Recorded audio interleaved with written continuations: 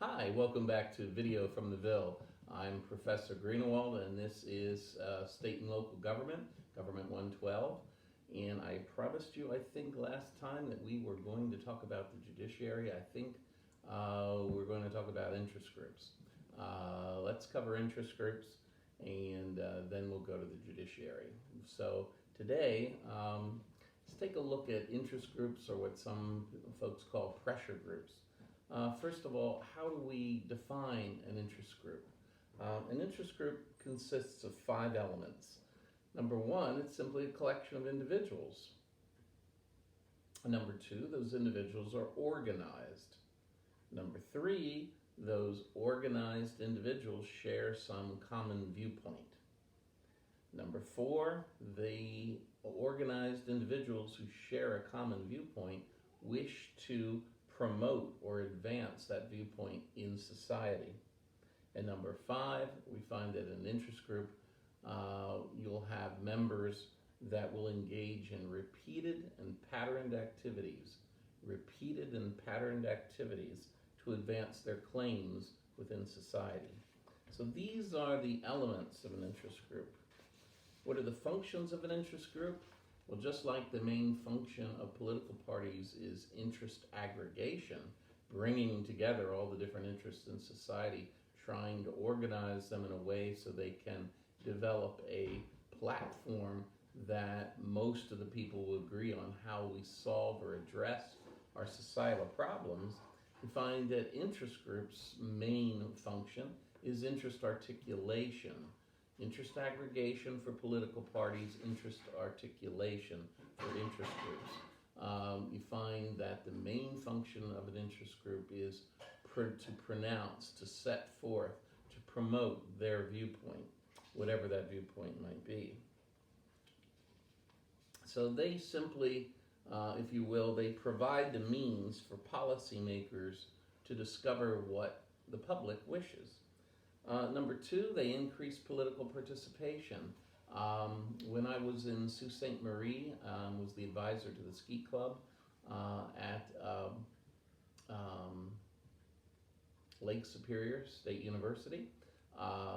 We received a letter from the Michigan Snowmobilers Association. I took the letter to one of our meetings and gave it to the membership. They weren't very interested in snowmobiling, so they set it aside. But what the snowmobilers were asking other winter sports enthusiasts throughout Michigan was to help them defeat a legislative proposal in the state legislature in Lansing that would have banned all snowmobilers from state parks. My members weren't very interested in that, but interestingly enough, about 2 to 3 weeks later, I'm sitting in my living room and watching the evening news from the state news at 6 o'clock, and lo and behold, there was a report from Lansing of 10 large buses pulling behind the state capitol that day, and outpoured scores and scores of snowmobilers. And they went through the halls of the state capitol in Lansing and lobbied against that particular legislative proposal. Now I ask you, do you think that those snowmobilers would have even discovered or found out about that legislative proposal if it hadn't been for the Michigan Snowmobilers Association? Do you think they would have ended up traveling through the halls of the Capitol lobbying against that legislative proposal without the presence of the Michigan Snowmobilers Association? So therefore, it's quite evident that interest groups also increase political participation. Lastly, they supplement our official representation. Of course, we have state senators from Lancaster County, we have state representatives, we have a congressman in the House of Representatives, but we find that, let's take the Congressman Schmucker. You may speak to Congressman Schmucker about one of your foremost concerns, and that is protecting migratory waterfowl. Congressman Schmucker may very well agree with you, and he may seek to further your ideas in Washington, D.C. But Congressman Schmucker has to deal with hundreds, thousands actually, of other legislative proposals, so he can't devote all his time to what you're interested in. Consequently, you can seek out membership in one of the interest groups that would spend more time representing your point of view. In this case, it might be the Audubon Society, it could be Ducks Unlimited. So you join those two interest groups and they will be on the scene in Washington, D.C., and in each and every one of the state capitals, by the way, promoting protection for migratory waterfowl. So you could say that they also, the third and final function of an interest group is to supplement our official representation.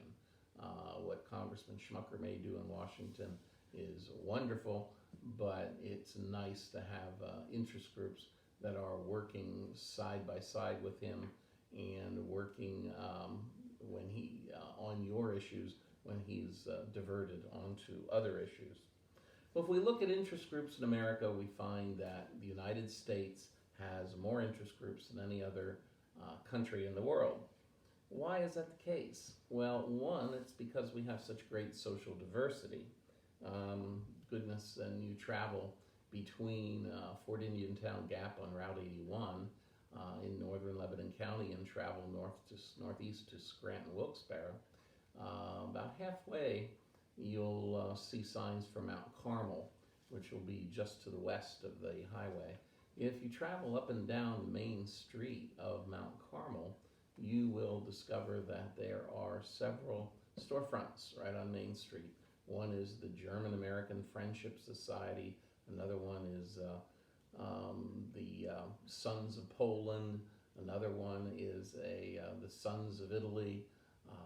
And the other one might be for Lithuanians. There are several social groups that have their headquarters right along the main street of Mount Carmel and reflect the social diversity of the United States and certainly of Pennsylvania, particularly in the Northeast where so many Eastern Europeans moved at the end of the 19th century. The second reason why we tend to have so many interest groups is simply because of what my colleagues in political science may refer to as governmental fragmentation. You and I will just refer to it as federalism. We have, of course, a national government, but we have state governments, we have regional governments, we have county governments, we have local governments. And interest groups, if they're to be successful, have to represent their interests in all those different categories, at all those different levels, but particularly at the national and the state levels. So that's another reason for the multiplication, the proliferation of interest groups in America.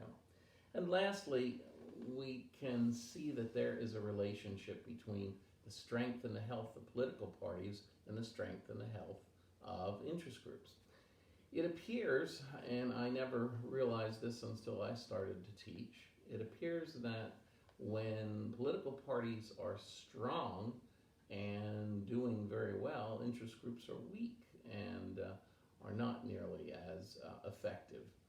But when political parties are weak, as they have been since 1960 throughout our society, when political parties are weak, then interest groups are strong. And we definitely have a period of our history right now where interest groups are quite strong and our political parties are quite weak. Well,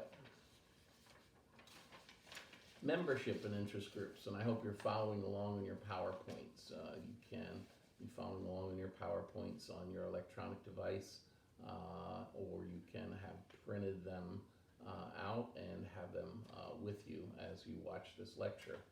What's true about membership in interest groups?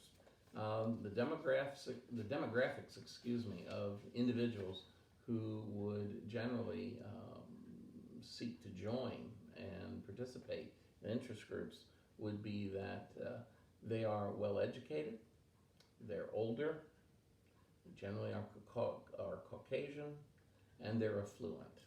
So the people that tend to participate in interest groups are older, are well educated, they're Caucasian, and they're generally affluent. These are the folks that might have the time to engage in the activity of memberships. Well, criticisms of interest groups have been heard throughout our history, and it's interesting to take a look at what some of those criticisms might be. The first criticism that I tend to dismiss rather quickly, but there are many people that do believe that it's a serious one, is that all interests in society are not represented equally. So interest group activity may not be just or fair. And I respond to them by saying, not all interests in society are equal, so why should all interest groups be equal? When you look at the Flat Earth Society, why should we be concerned about their interests as much as we would be concerned about the interests of interest groups that are set up to cure AIDS, deal with homelessness, reduce crime, make our schools more effective and stronger. That doesn't make any sense. So I think all interests are not equal, and therefore all interest groups shouldn't be equal. But there are some critics of interest groups out there based on this particular point. Well, types of interest groups. What are the types of interest groups we find in America? There are two types. There are public interest groups and special interest groups. Public interest groups are interest groups that anyone can join. Membership is open to everyone. Membership is reasonably priced. You might be able to join for $10 or $15, $20, $25. Public interest groups are concerned about issues that should be of concern to everyone. Examples of public interest groups might be groups like Common Cause. Common Cause was created by former Secretary of Health, Education, and Welfare Gardner, who worked under Lyndon Johnson. And when he left the Johnson administration, he formed a Common Cause, a group now that has representation in all 50 states and, of course, in the nation's capital. They're a huge and important national interest group promoting government reform, good government. Another group that's similar to them that is promoting good government, and they've been active not only in Washington but all the state capitals as well, is of course Public Citizen. Public Citizen, founded by Ralph Nader, who we'll talk about later. Greenpeace is an environmental group that began trying to preserve the whale. The Sierra Club, another environmental group. These are all examples of public interest groups. I remember my brother, when he was in college, he joined Greenpeace, and I think it cost him something like $15 per year. So again, a group that's open to anyone and has a reasonable membership fee. Well, on the other hand, we can turn to special interest groups. Special interest groups represent interests of particular professional or economic groups. They represent the interests of professional groups. Membership is not open to everyone. It's only open to the people who are in that group. And the membership fees are quite steep. They're not easily affordable.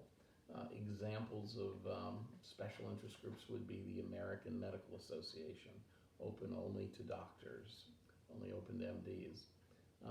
The American Nurses Association, the ANA, only open to nurses. The American Bar Association, only open to lawyers. The NEA, the National Education Association, only open to teachers. And if, for example, you're a doctor, you definitely want to belong to the American Medical Association and your state group, which here in Pennsylvania is the Pennsylvania Medical Society, because they keep you up to date on all the latest developments in your field. They show that you are a current professional. You're up to date with all the new developments in your field. but to be a member of the American Medical Association, it's not something like $15. It might be something more like $10,000 a year. So it's quite steep, very different. Now there is an interesting dynamic between the public interest groups and the special interest groups, and that dynamic is that if any of you are graduating this particular term, some of you might want to work on behalf of better government, and maybe you asked to intern with Common Cause of Pennsylvania. Their executive director is Barry Kaufman, who grew up here in Millersville, and he went to the Stayer Experimental School. We've had many interns over the years at Pennsylvania Common Cause. Barry's a really wonderful person, great guy to work with. At any rate, one of you might decide that you'll want to work there after you had interned there. They had an opening, and Barry wants to hire you. What are you going to be hired at? These are real figures. If you're lucky, he'll hire you at around $20,000 a year. You'll work on Capitol Hill, and after, say, 2 or 3 years, you might work your way up to $22,000 or $23,000. All of a sudden, then the Pennsylvania Medical Society, which generally has 3 lobbyists, say one of them retires. Where does the Pennsylvania Medical Society, which is a special interest group, go to find a new lobbyist? Well, generally what they do is they will call on their contacts on Capitol Hill. The other lobbyists or some of their members will have come in contact with other lobbyists on Capitol Hill, and some that are very effective, some that know the legislators and the legislative staff very well. And they may come and approach you, who have been working for Barry Kaufman and Common Cause of Pennsylvania. And they are going to offer you to start, they'll probably offer you somewhere around $80,000 to $100,000 a year. Now, what are you going to do? Some of you may love Barry and love working for Common Cause, and maybe you'd stay, but I would guess that probably 9 out of 10 of you would have to respond to the economics of the situation, and you would accept the job with Pennsylvania Medical Society. This is how the dynamic, if you will, between public interest groups and special interest groups. It seems that public interest groups train lobbyists all the time. They develop lobbyists, cultivate lobbyists, and then the special interest groups come in and swipe them away. And that's been working that way for many, many years. Now, the next point that we want to look at is what are the most influential pressure groups? What are the most influential interest groups in the Commonwealth of Pennsylvania? Well, it's after having been in Harrisburg for many years, it's very easy to answer that question. First and foremost, there's the Trial Lawyers Association of Pennsylvania. Trial lawyers are not the largest group, but they are one of the wealthiest groups, and they are more than willing to put their money where their mouth is. So the Trial Lawyers of Pennsylvania are the strongest interest group in Pennsylvania. Maybe the second strongest group is the PSEA, Pennsylvania State Education Association, comprised of all the secondary and primary teachers in the Commonwealth. First of all, just think how many there are. There are 500 school districts in Pennsylvania. There are school teachers in every nook and cranny, every part of the Commonwealth, and they have friends and they have families. So their interests are represented by the PSEA, and you find that they are a very powerful force because they are so widespread and so numerous. So the PSEA. Maybe the third most powerful group in Pennsylvania is the Pennsylvania Medical Society, the PMS. They've had good lobbyists in recent years and have performed well on Capitol Hill. The fourth group, which is coming up and may soon take the third position, is the Pennsylvania Chamber of Business and Industry. Pennsylvania Chamber of Business and Industry, the Pennsylvania State Chamber of Commerce, you find that their prior chairman wouldn't take action unless there was consensus. You find that their current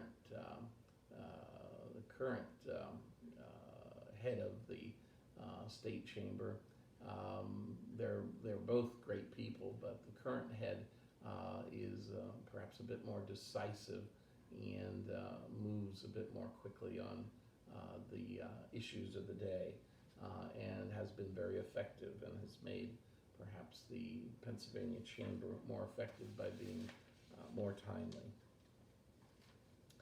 Interest groups tactics. What are the tactics that interest groups use to try to have their way? One is mass propaganda. The PSEA is particularly notorious for mass propaganda. Anytime there's any type of educational choice legislation that is pending in Pennsylvania, they've used some of the same ads on television and radio and in the newspaper for over 2 decades now against educational choice. I remember one of the radio ads that they've used multiple times is comparing educational choice bills with the Japanese surprise attack on Pearl Harbor.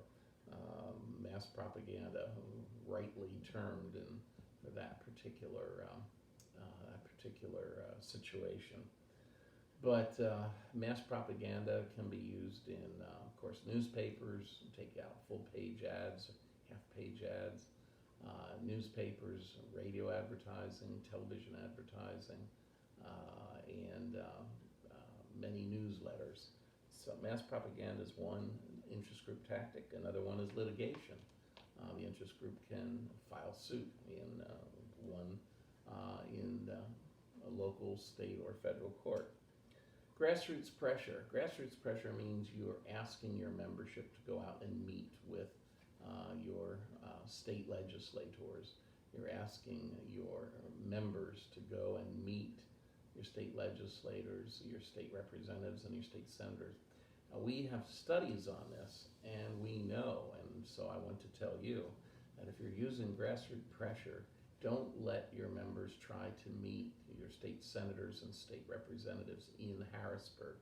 Have them meet with them in their district offices. And the reason for that is simply that we find state legislators are too distracted when they're in Harrisburg. They have roll call votes that they have to respond to on the floor. They have committee meetings they have to attend. They have lots of interest group requests to meet with them. Their staff wants to meet with them, other legislators. They have caucus meetings to go to. It's far easier to meet with legislators in their district office where you'll have their full attention. So grassroots pressure. Political campaign activity.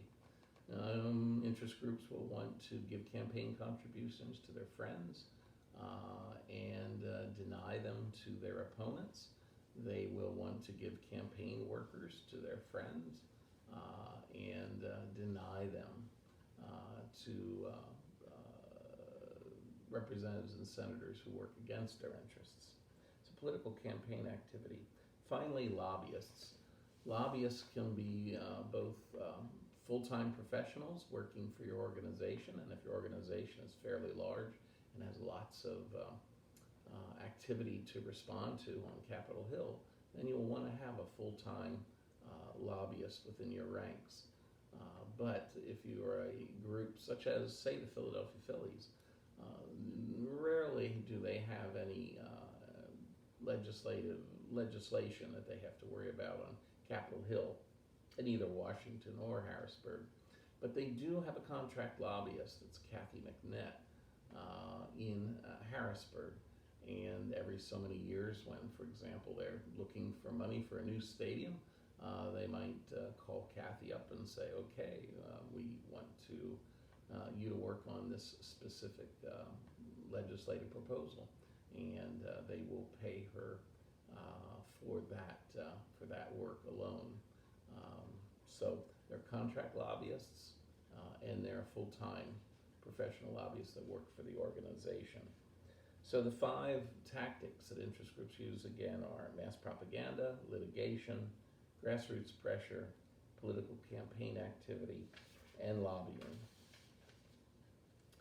Interest group influence. How do we determine what type of clout, what type of effectiveness or influence an interest group has on Capitol Hill in Harrisburg, for example?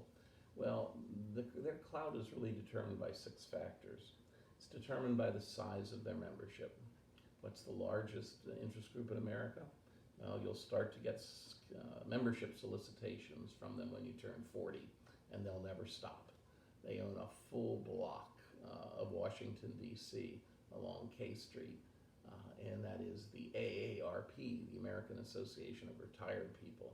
They have a beautiful, if you join, they have a beautiful colored magazine that comes out monthly for their membership. My in-laws used to receive it. But the AARP is far and away the biggest interest group in America. So the size of the membership will determine their clout, the amount of money that they have, and how if they're willing to use it, such as the Pennsylvania trial lawyers, that will determine their clout. Number 3, the prestige of the group. It may not be fair, but doctors have more prestige in society than Roto-Rooters do, for example. So it is true that the Pennsylvania Medical Society will have more clout than the Pennsylvania Roto-Rooters Association. May not be fair, but that's a societal fact. Number 4, your interest group's clout will be determined by how accurate the information is that you give to your state representative and your state senators. If they use it to base their votes on, or if they use it in a speech, you better be certain that that information is accurate. If they would use information that's inaccurate, your interest group isn't going to get to see them again, get in their office door for probably a year. So you want to provide accurate information to legislators. Fifthly, opportunities for non-government employment. Many state senators and state representatives know they are not going to perhaps win every election in the future, or they do not wish to continue to serve in the state legislature endlessly. So some of them look for a change of pace at some point, maybe a change in career. And if there are interest groups that are willing to consider them for employment, they might be more favorably inclined to vote for those interest groups on the floor of the Senate and the House. When I first went to Harrisburg, there was a state senator, a Democratic state senator from Pittsburgh, Senator Ewing. And Senator Ewing was the nicest man in the world, very effective in the Senate. And we find that he lost a primary shortly after I arrived in Harrisburg. The Pennsylvania Gas Association offered him a job, and he accepted it and was a very effective lobbyist for many years. Finally, sixthly, is the intensity of interest group opinion, or the cohesiveness of an interest group. There's one interest group, of course, that stands out over all others in their cohesiveness, and that's the National Rifle Association. The NRA is far and away the most cohesive and the most enthusiastic of all the interest groups in terms of their membership being willing to work for their objectives. When the NRA leadership asks their membership to write letters, they write letters. To make phone calls, they make phone calls. To send emails, they send emails. And they have had a great track record, both in Washington and the state capitals, because of the cohesiveness of the membership and the intensity of the interest group membership opinions. So this kind of wraps up a quick overview on interest groups, what they are and how they work. And if you have any questions, please feel free to send me an email, give me a call, text me, and we can talk further on whatever concerns that you have about interest groups. Okay, I'll be back with another presentation in just a bit.